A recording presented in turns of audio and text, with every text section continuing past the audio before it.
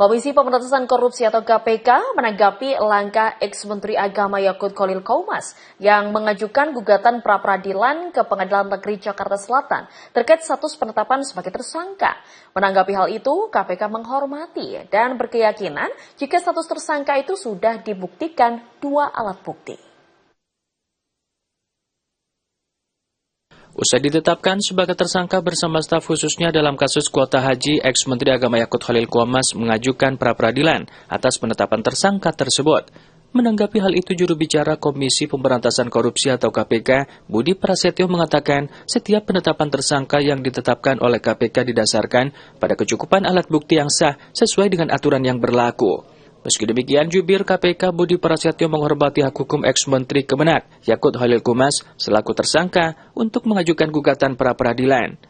Budi Prasetyo juga menegaskan bahwa seluruh tindakan penyidikan hingga penetapan tersangka dalam rangkaian proses penanganan perkara dugaan korupsi kuota haji 2023-2024 dilakukan sesuai dengan ketentuan hukum acara yang berlaku.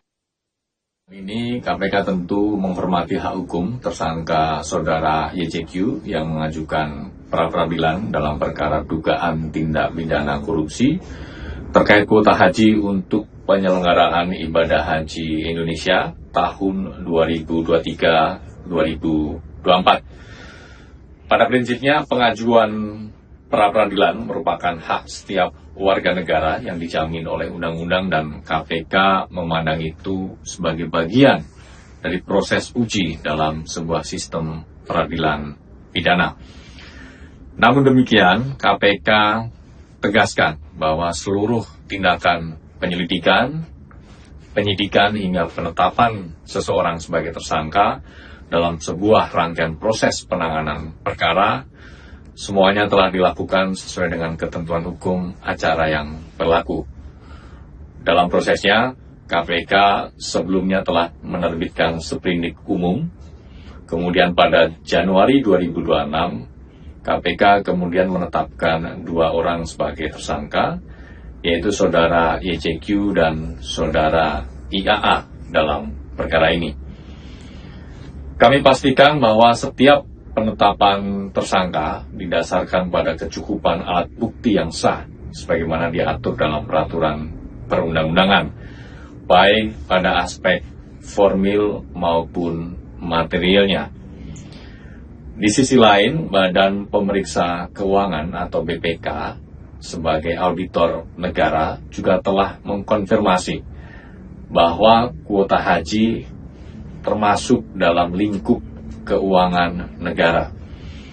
Sehingga saat ini dalam proses penyidikan yang masih berlangsung, kita juga masih menunggu hasil final penghitungan kerugian keuangan negara yang dilakukan oleh BPK.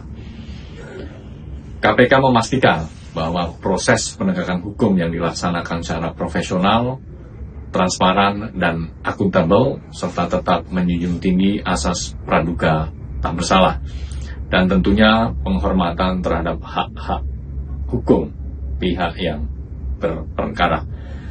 Saat ini KPK masih menunggu relas atau pemberitahuan resmi dari pengadilan terkait dengan pengajuan pra-peradilan oleh tersangka saudara YCQ dalam penyidikan perkara ini.